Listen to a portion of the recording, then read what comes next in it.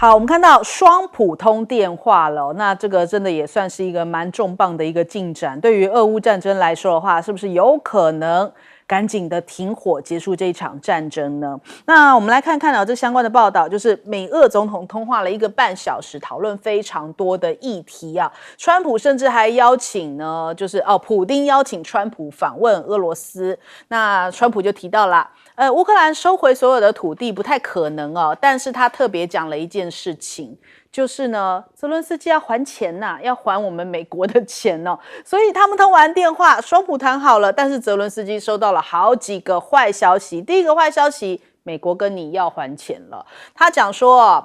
现在这个他们通话完大概是1个多小时哦。美国向乌克兰因为提供了3500亿美元嘛，那乌克兰也同意确保要偿还美国提供的资金哦。美国的财长这个贝森特还特别前往了乌克兰，确保美国能够以某种形式来收回这笔钱。换句话说呢，我们以为当时讲说，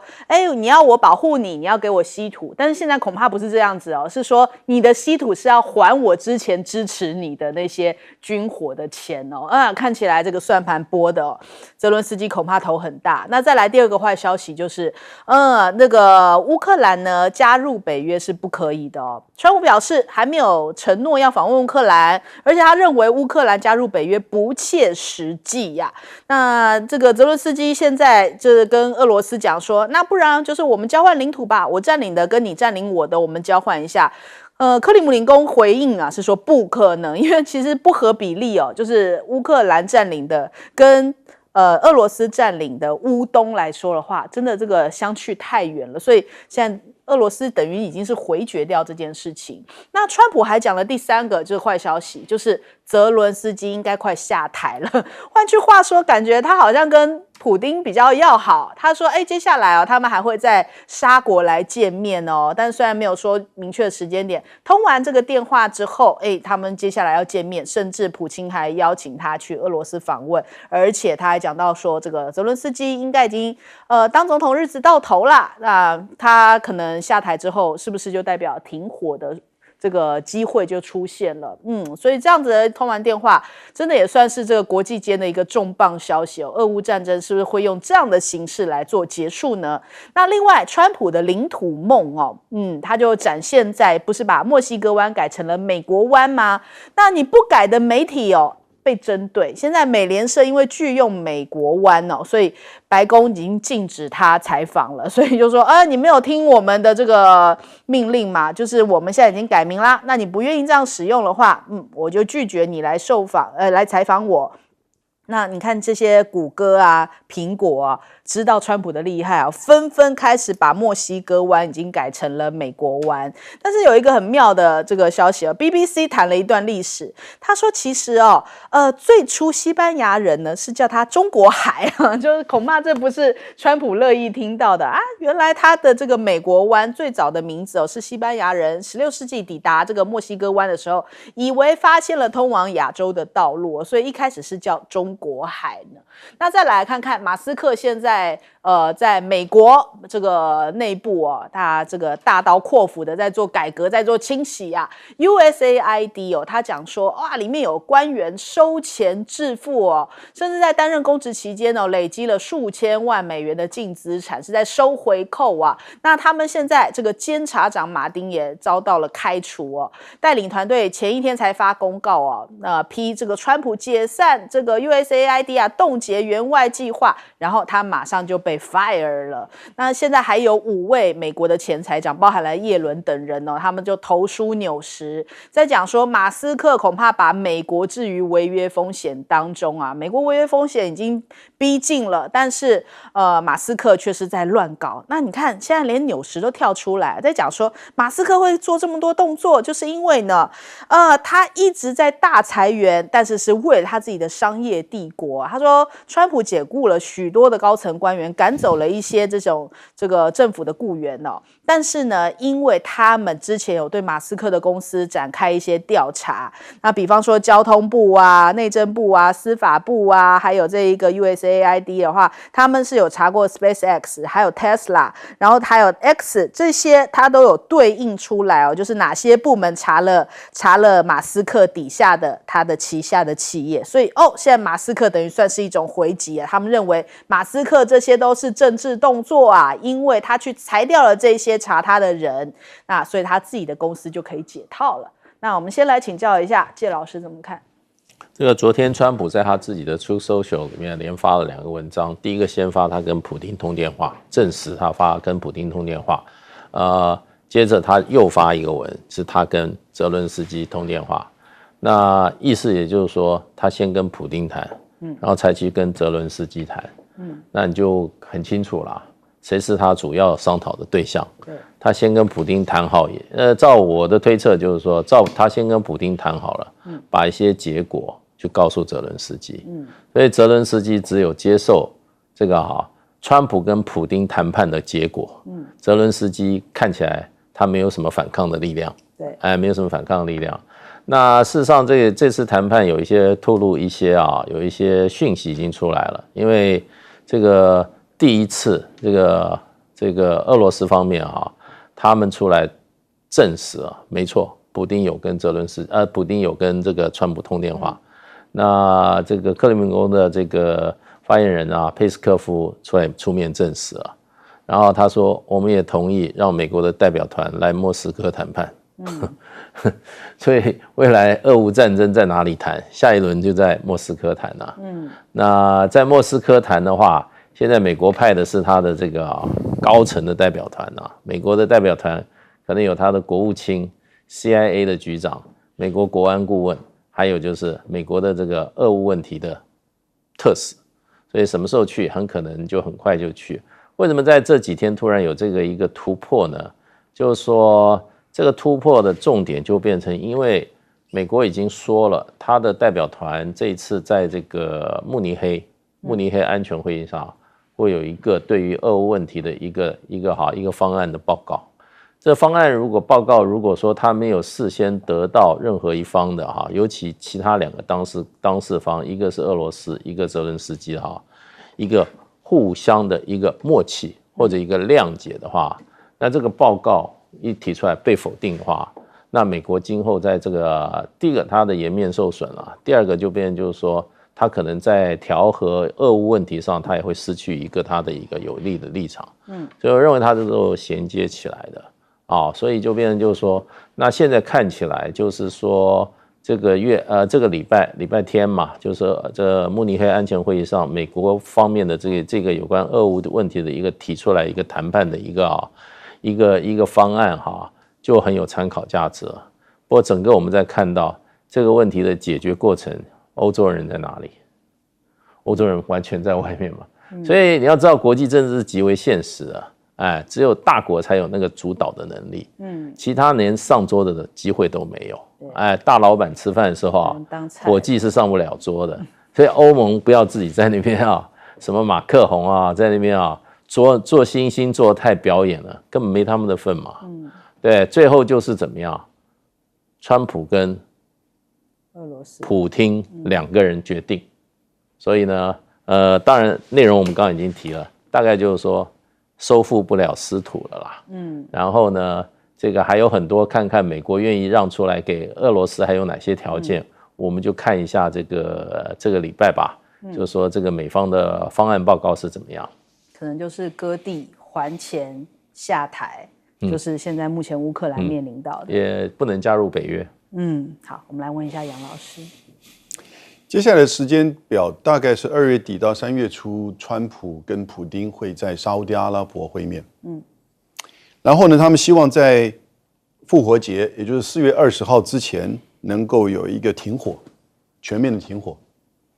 那我觉得泽伦斯基希望可能会是在普丁跟川普见面之前就到华盛顿去，但川普可能说你之后再来吧，因为不太可能3个人见面。然后呢，目标可能是在5月9号，也就是二次大战结束80周年纪念之前完成这个和平协议。但是时间表看起来容易哈，但实践上很难。乌克兰不可能加入北约，这个川普已经讲得很清楚了。他之前说20年不加入，但是俄罗斯也反对。现在的乌东跟克里米亚大概是不可能吐出来的，不可能还给乌克兰。那这也大概是一个现实面。赫塞斯美国的国防部长这2天也说，这是不可能做得到的，否则的话战争就继续。各位，在90年代初的时候，美国向俄罗斯保证北约不会东扩，可第一次的东扩在1997年，那还是在中欧的部分。1998年，美国邀请俄罗斯加入到 G7， 这是美国最靠近的经济伙伴，由 G7 变成 G8， 一直到2014年的时候呢，俄罗斯才退出来。可是从1998年之后，你就看到2004年美国主导推动广场革命，让被选上的米洛塞维奇下台。2008年通过决议支持乌克兰加入北约。到了2010年，你就发生就是再一次的革命。已经到2014年呢，那克里米亚就自己举行公投，要离开乌克兰，加入到俄罗斯。到2022年这个2月24号发生俄乌战争。2022年之前，拜登上来不到1年的时候呢，普丁还写信给给拜登，你只要承诺乌克兰不会加入北约，我们就很好谈。这是一个就是当时可以外交解决这个问题，不要让战争发生。对，拜登书面回复我做不到。到了战争发生第1阶段结束，4月1号开始第2阶段的时候呢，土耳其介入，一度普丁跟泽伦斯基有可能见面，拜登说不可以。所以后来乌克兰自己内部还通过法律，泽伦斯基限制自己不可以再去跟普丁见面和谈。现在终于战争要结束了，战争老早应该结束，但是呢，这个战争的背后，你看到的是大国之间的操纵代理战争，而那种被代理的人做代理者自己像打鸡血一样，觉得老大爸爸这么关注我怎么可以不回应他呢？到后来是谁付出？几十万人死亡，国土也破裂。乌克兰战争现在的结束是一个悲惨的结束。我们要作为借鉴来问一下将军。谢谢你帮我讲。因为乌克兰战争，乌克兰已经万劫不复了，因为他欠了美国3500亿美元，换算成台币的话就是11兆，11兆就是11万亿。11万亿，乌克兰每一年还1000亿的话，要还110年，3代，因为我们1代30年嘛，你3代都还不完，所以乌克兰的残存政权可能就走向死亡政权，就是灭亡政权，因为你3代都还不完。你看年轻人都死差不多了，国土也丢那么多，他说要换国土，那个乌克兰跨区作战的在库尔斯克只占500平方公里。但是他在乌东地区跟克里米亚丢掉的是12万平方公里，12万平方公里是500平方公里的240倍，你怎么去跟他换？没办法换，你是换那500给你吧，就是这样。所以这个泽伦斯基这个小人玩大车非常危险，他没有一个客观的衡量。原则上他犯了3大战略错误，第一个自不量力，在2个战争开打的时候。要看他的军队规模跟他的国防工业潜力。那他跟俄罗斯一比起来，2个都输啊。军队的规模跟国防工业潜力都输给俄罗斯，他就要开干。他在这个自不量力状况下太膨胀，这是他犯了第1大战略错误。他犯了第2大战略错误，错判形势，国际的形势。他认为其他的国家会帮他，结果所有的全世界195个国家没有一个人派兵进入乌克兰，去对抗俄罗斯，没有。俄罗斯还有北韩帮忙呢，他就没有。你看第2大战略，第3大战略错误，自欺欺人，不敢面对战略险恶，不敢面对战略错误，这是泽伦斯基所面对的。因为我们知道啊，兵者国之大事啊，兵凶战危啊，这个他都没有很好审慎的去思量，结果每况愈下。所以将帅无能，害死三军。他丢那么多土地就算了，还死那么多人，40万人乌克兰生命没了，还欠了一屁股债。他光欠美国就欠了110兆台币，你就是11000亿个亿的台币，你看看这怎么还？所以整个国家由残城政权走向死亡政权。好，我们先休息一下，广州马上回来。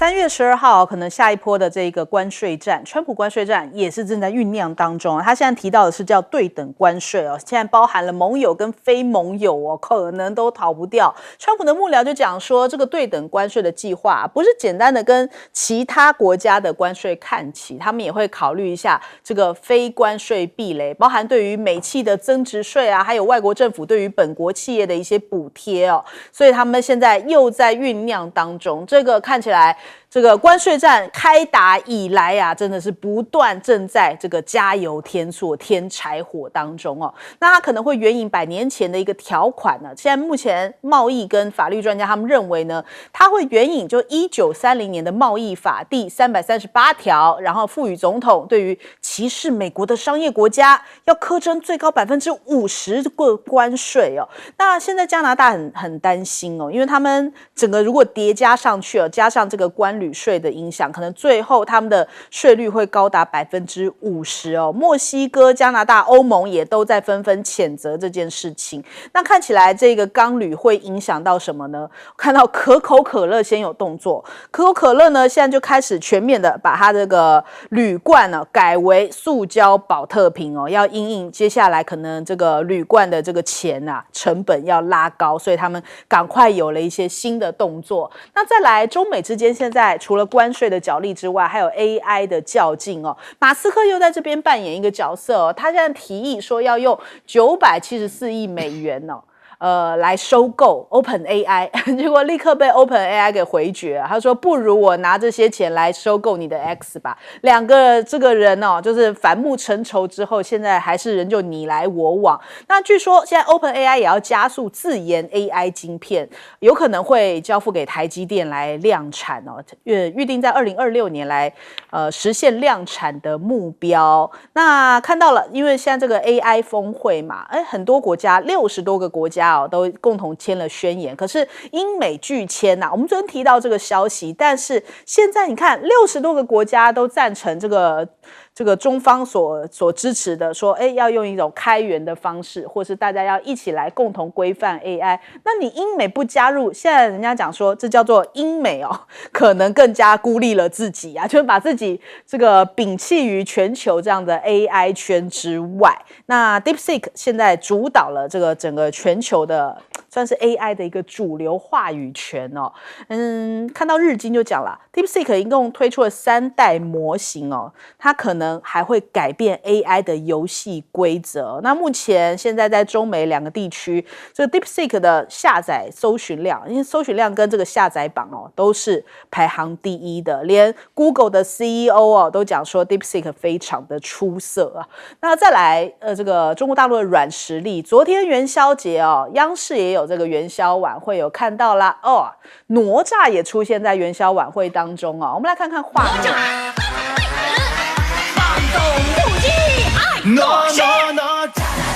到这就是昨天在元宵晚会上面哦，这个哪吒也登上了舞台，人家就说啊，原地出道。其实现在央视的一些晚会真是越来越年轻化，也结合了很多的网络的话题哦。因为哪吒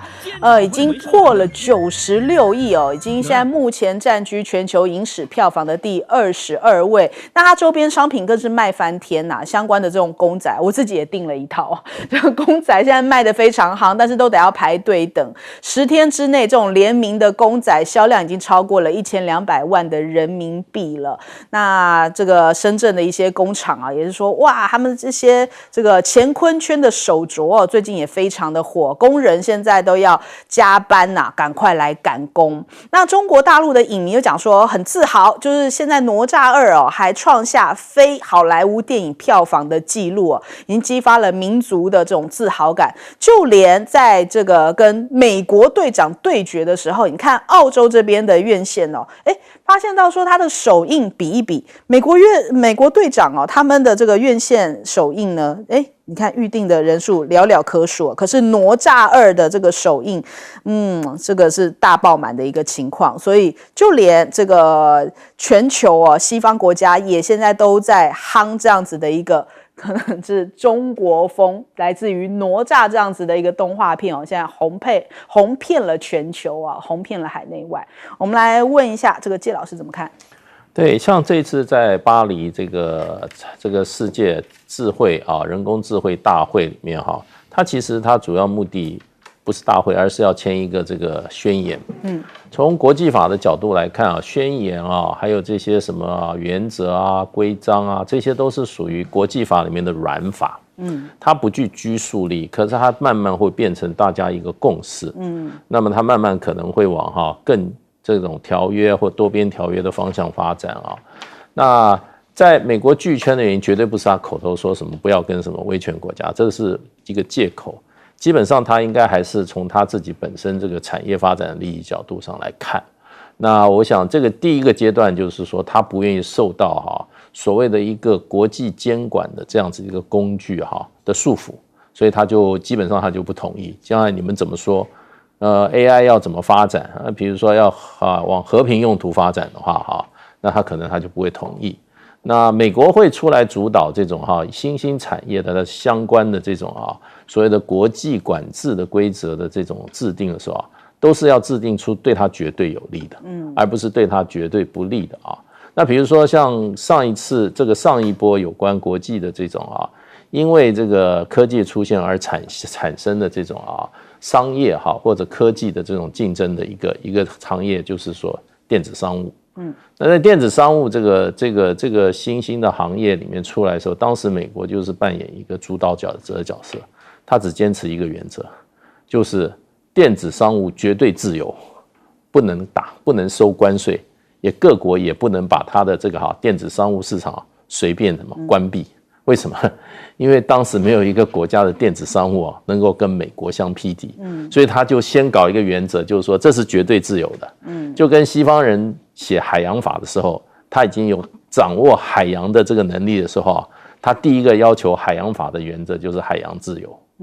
而且领海是什么？越短越好。所以都是为自己的利益在打算所以这次的这个有关人工智能的这个国际宣言，其实就西方社会来讲，这是他们一贯的做法。有新兴的产业、新兴的可能利益冲突的时候，他们就要先出来主导这个未来管制这项产业的发展的有关的利益，那他就要原则都控好。那不过美国显然他还是很自豪，他就是说这个行业还是我说了算，因为科技我还是第一。可是没想到在这个会议开发之前，中国的 DeepSeek打断了美国的科技垄断。那所以中国大陆在里面变成怎么样？这个几乎是明星一样的一个参与者很多的讨论都在讨论 DeepSeek 对这个行业未来的这个影响。当然就是说美国不签的话，现在美国有一些国内的力量都认为说这是美国损失，因为你看签的国家很多是跟美国走得很近的。所以中国大陆法国、印度、日本、澳大利亚、加拿大通通签了。通通签了，所以美国可能将来会自外于这个相关的规则以外。不过我觉得最敏感的一点就是说 AI 运用到武器上面这个部分我觉得国际社会一定还会继续往这个领域发展，因为 AI 如果进入到武器的里面的话，那个是非常恐怖的，人类可能会最后被 AI 所毁灭可能就是这个原则能不能坚持的问题了。好，请教杨老师。川普的 1.0 的关税战主要其实针对中国大陆。他那时候也有钢铝洗衣机，但是后来很多国家得到了豁免。倒是那个洗衣机的问题很多人不知道洗衣机主要是针对来自于韩国、日本的进口的洗衣机，提高了将近20%到30%的关税。2018年开始，结果呢，这个洗衣机就在美国国内涨价，每一个家户要买洗衣机的话呢，就要多付100块美元。川普从2018年到2023年，因为洗衣机这个关税一直没变，到现在还是如此。大概政府收了将近80亿美元。可是人民在洗衣机的支出上面多了150亿美元，而且不要忘记，大家买洗衣机还买干衣机，所以呢都变贵了。那只增加了多少个工作机会？1800个工作机会，三星跟 LG 的投资，所以是完全不划算。让人民去增加负担。现在2.0，它现在不只是针对中国大陆了，针对中国大陆，它也只能够提高10%，大陆其实根本也就是老神在在的等待着你，不在乎，因为它已经分散市场。现在它要做的这个钢铁还有对等贸易，那是全球性的，所以它现在去颠覆全球哦，真的要回到1930年代将近100年前的关税大战，那个时候就导引到了世界的金融危机啊。所以现在对等贸易什么意思？就是贸易顺差国这样排下来嘛。Navarro 自己说嘛，最关键的2个国家，红区中国、印度，然后呢黄区欧盟、泰国、台湾、越南，第3区呢日本、马来西亚。台湾我们去年跟美国的贸易，我们的顺差649亿美元，比较2023年是增加很多。那当然因为美国不断要买我们的半导体嘛，可是呢你就是在榜上。那我们现在台湾怎么做呢？同时你不要忘记，川普讲了好多次啊，台积电都偷我们的技术，我们可能要对台湾的半导体采取30%、50%或100%的关税。台积电在美国开的董事会，轻轻带过，但是明显的它会加大海外国际的投资，就准备好的钱在那边了，它的因应。不过这个时候我就要问了，赖清德总统，你的因应方案是什么？中国大陆其实强硬以对，加拿大、墨西哥也强硬以对，后来谈判，日本呢？日本就跑去去见川普，要顺他的心，低调。那你现在见不到川普，你也跟他没办法打电话。结果我们派了一个经济部次长跑去那边，没有用。你现在对于台湾的半导体跟对美国的对等关税，你的政策是什么？这是真正的我们在榜上呢，这真正台湾人的经济贸易跟发展，你的政策是什么？你的治理是什么？所以上次在这边嘛，亮哥也讲，我第一时间支持。你要开一个国际记者会，告诉我们台湾的厂商也比较容易因应。你到底面对美国川普的关税战，你的策略是什么？好，请教将军。川普的关税战，我认为效果极为有限，因为川普是想要以关税逼其他国家到美国投资。你前几年像日本石破茂过去说就要投资1兆美元呢，你看他这个大手笔耶，就是但我认为还是效果有限，因为投资美国。大家有的时候，美国既然采扩张主义，其他国家可能有很多国家不是像日本这个样子，他可能走的是保守主义。那这样的话，在美国来看，这个关税战它的效果就变成有限。美国以前的是科技霸权，美国认为它还是可以，不是了。你进了 AI 时代的话，美国没有办法在 AI 上变成 AI 霸权，没有办法。因为你要想科技霸权变成 AI 霸，以前在科技的时候，我们知道啊，美国的国防也好，美国的军事也好，航太也好，甚至美国的汽车、美国的家电都是不错的，都是物美价廉。但是现在不一样啦，现在已经走到 AI 时代了 ，AI 它可以去复制 ，AI 可以3D 列印 ，AI 可以开源成长，这个状况就不一样。所以我们可以看呢，有3个特性在这个 AI， 所以美国没办法拿到 AI 霸。第一个，现在变成大家多元化，这个 AI 多元化，各国都会有领先。各国都有聚落，印度有这个 AI 的聚落，日本有，韩国有，中国大陆有，台湾有，大家都会 AI， 大家都会做。你不可能包山包海，你都有各国的优势，变成这个样。那台湾是代工优势嘛？你不管台积电、联电代工优势嘛？是这个样子啊。美国也没的，美国也还是要向台积电买啊，美国还是向联电买啊，是这个状况。第二个呢 ，AI 的聚落既然各国互有领先，是这个样子，不是美国领先。美国领先，美国大家要听美国，现在不是各国会，美国还要向台湾把台湾台积电的这方面的产能往美国搬呢，这是台湾的领先嘛？是这样，是换句话各国都有领先，不是美国领先。以前是美国一枝独秀，美国一枝独霸，但是这种事情已经过去，那是科技时代，现在已经进入 AI 时代，完全不同。第三个，晶片战啊，已经打了3年多，那时候晶片禁令啊，是禁止卖大陆，但现在你看到大陆竟然禁令，光科技也荷兰的光科技也不可以卖大陆，那这样子的话，大陆自己做，大陆光科技出来了。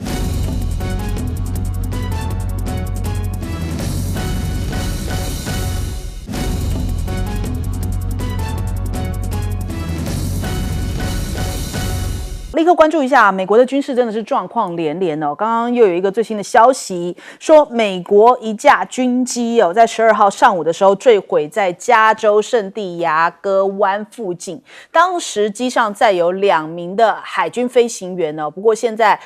幸好已经是平安获救了。那官员就透露啊，这一架这个咆哮者战机哦，因为参与了竹鹰综合演习，所以出现在圣地亚哥。那意外是发生在这个军机重飞的过程哦，但是具体失事原因仍然正在调查当中。这是美军20天内哦第3次有军机坠毁的消息哦。第一次是1月28号，美国的空军 F-35战机在这个阿拉斯加坠毁，当时机上的人员弹射逃生。那1月29号的时候呢，当时这个状况就更严重了，因为是黑鹰直升机在华府附近撞上了美国的这个航空客机哦，所以造成了67人全数罹难。那4个月前，其实呢，这个咆哮者战机哦也才发生过这个状况哦。当时我们调出来，这个10月16， 2024年10月16的时候，它这个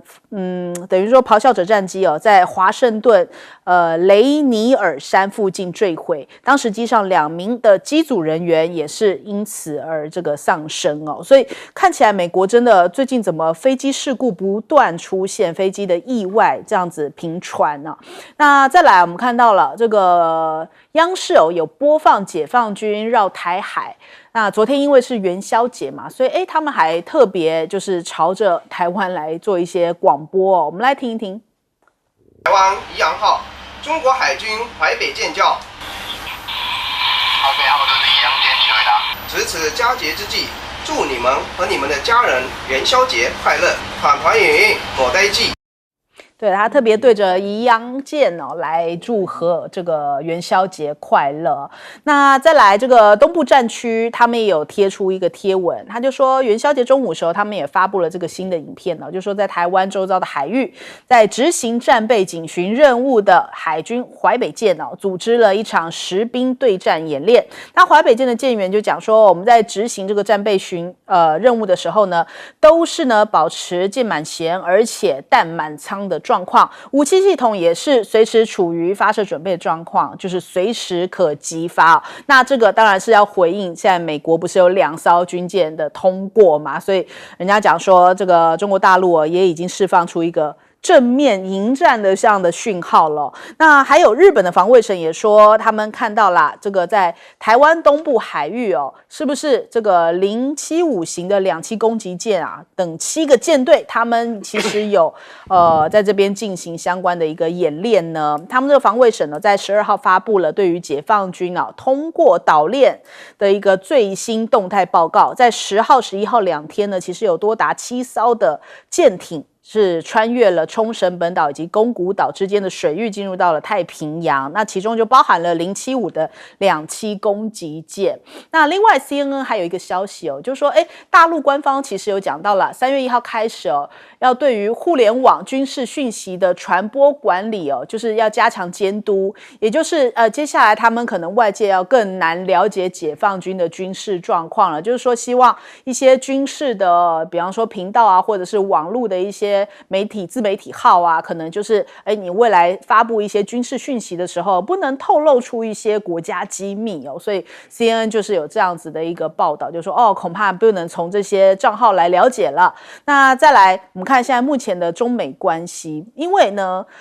提到了这个美军首次在这个川普上任之后啊，这个通过台湾海峡，大陆的外交部回应他说台湾问题不是什么航行自由的问题哦，中方是坚决反反对任何国家以航行自由为名来挑衅大陆的主权跟安全哦。那所以这一次这样子，美军的这个军舰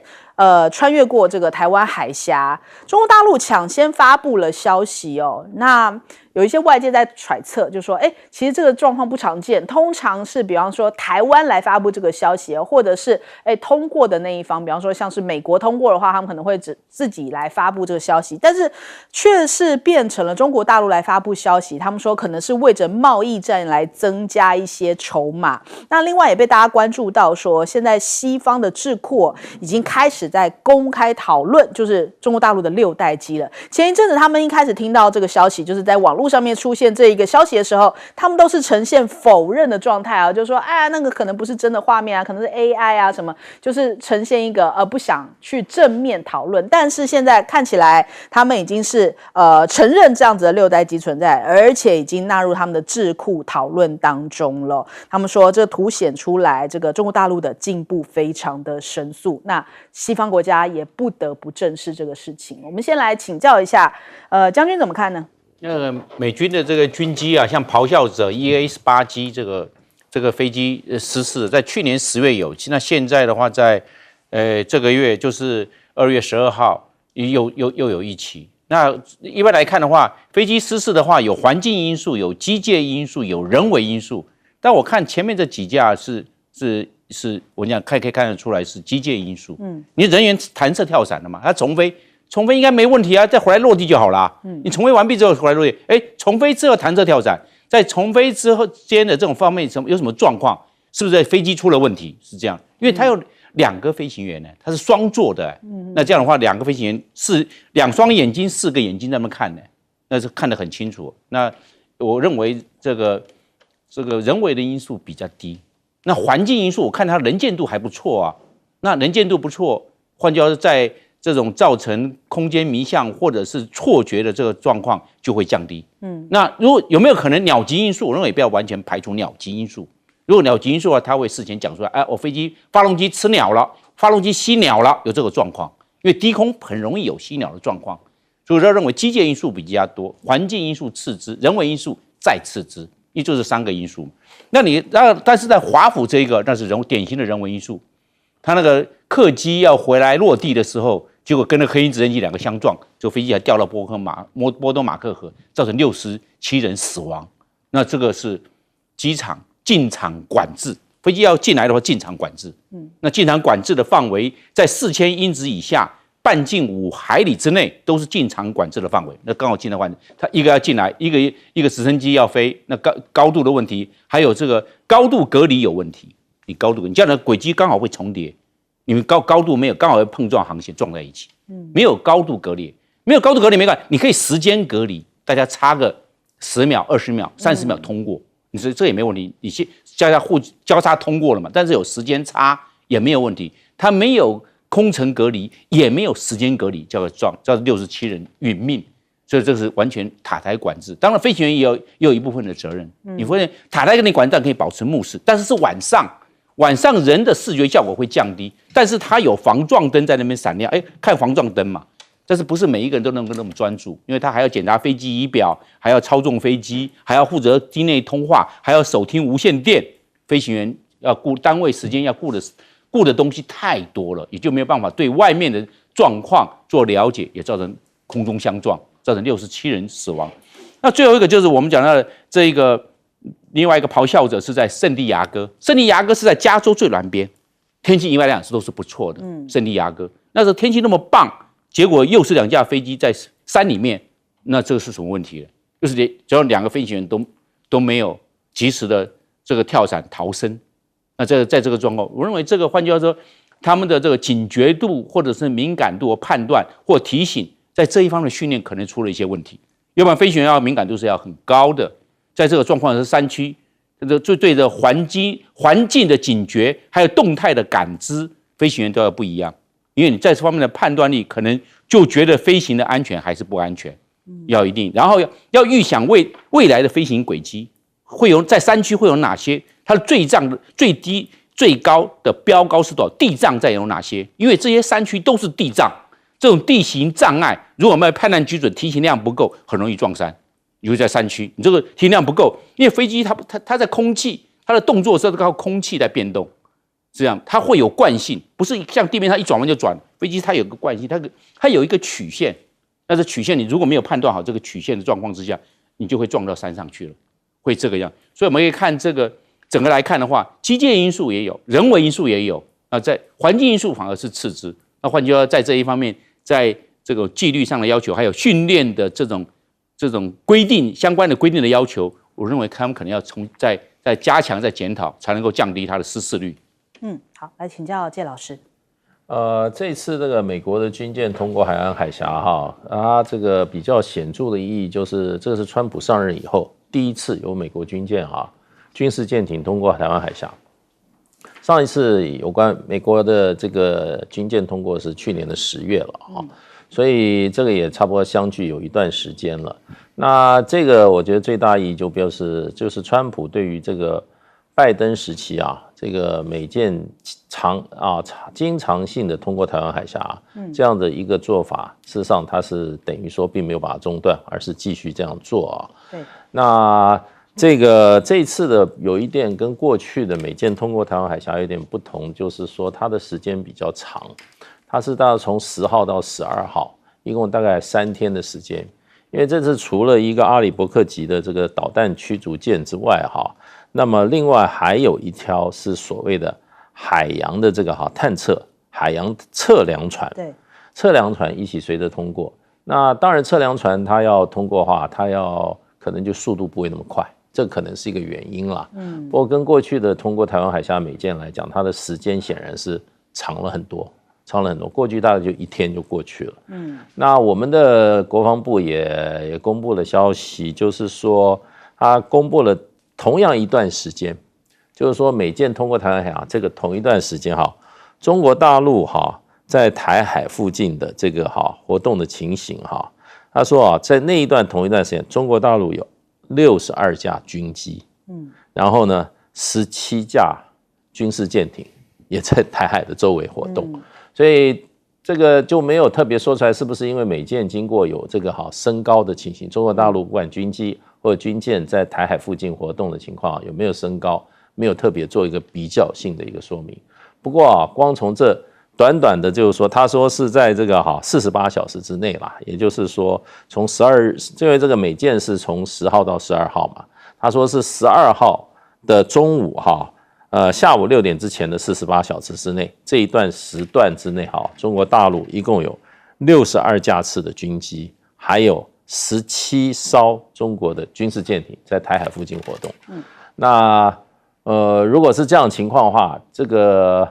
是不是中国大陆现在已经常态性对台湾海峡形成这样的一种军事这种力量的展现，或者力的这个出现？那如果这样的话，那密集度是非常高的架次也非常高。那相对于美舰那么才2艘那中国大陆事实上已经在台海附近这个军事的经常性活动可以说是美舰的已经10几倍了，10几倍了，美国的军事舰艇10几倍。所以我觉得这个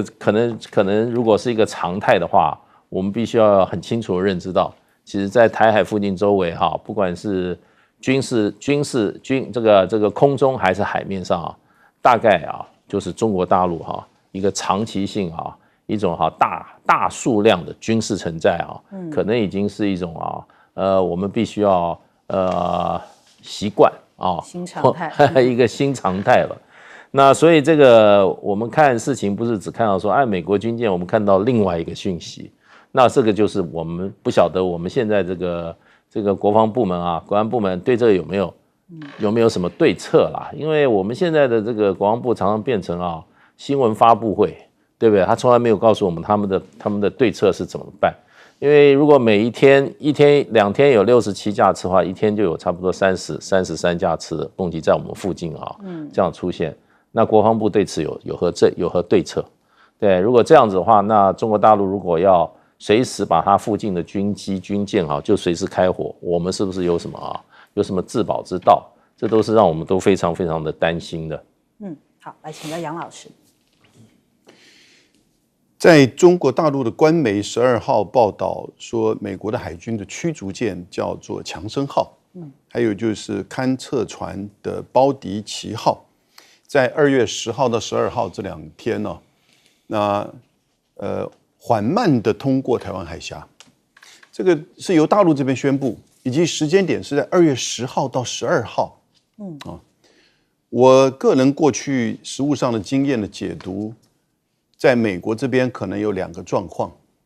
在中国大陆这边呢，我也看到他2个立场，很清楚。第一个状况，其实大家都说这是川普上任之后第一次的美军通过台湾海峡，很多人就把它扩大解释。你看，美国保护台湾海峡、保护台湾、军援台湾的立场没变哦。但第一个这个状况啊，可能根本就是这个是例行演习跟安排之下，而川普到现在为止，他的国防部长其实上个礼拜才确认之后，他马上就飞往欧洲赫塞斯去参加慕尼黑的安全会议，然后呢，讨论的是乌克兰的问题。所以第一个状况很有可能是川普跟他的团队的高层还没有真正的掌控到美国国防部到这个军舰、战术以及甚至定期性的这些活动的调整。因此你才会看到前一阵子在西太平洋、菲律宾海有法国主办的，也有美国跟菲律宾的这些定期的演习在举行。那这些定期的演习，不管是谁上来做部长还是总统，他这些都维持不变的。那可是呢，这个是不是就等于川普的上来之后的经过台湾海峡，因此川普政策对于台湾安全的支持就维持不变？其实这个状况我们要搞清楚，很有可能其实他根本还没有掌握到这个层面。第二个可能状况是他掌握了，而这个时间点刚好你看是10号到12号，10号是什么时间？10号是川普在2月4号对中国大陆采取进口商品的10%的额外关税之后，中国大陆反制的3项也从2月10号开始。许多的商品，天然气、农业机械、大排量的汽车15%到10%，然后呢，5项稀有金属的管制，还有部分的企业反垄断的调查，就2月10号开始。所以换言之，这样子的一个通过，川普的高层掌握到，那掌握到的，我要问的就是，他在2月10号之前是不是有跟大陆这边沟通？你如果停下来，不对我报复，我可能就会改变航程。还说根本没有沟通，就看的是2月10号，就2月10号经过，因为你也对我报复，我也就经过台湾海峡。这有2种可能的这种状况。但是呢，这里面显现出中国大陆2个立场。第一个立场，台湾的问题跟贸易的问题，它不会跟你挂钩，不管是不是他有川普这边有要求，我觉得北京是不会把台湾问题跟中美贸易问题去挂钩，因为中美贸易问题他准备好了。第二个呢，他现在对台湾的议题越来越就是强势，越来越坚定，他主动公布，然后呢，特别还说所谓这个穿过海峡不是什么航行自由问题，他不接受这个说法。过去没有那么坚定哦，所以我觉得跟各位分析到这边，我想大家来了解这里面是有很多微妙的因素存在。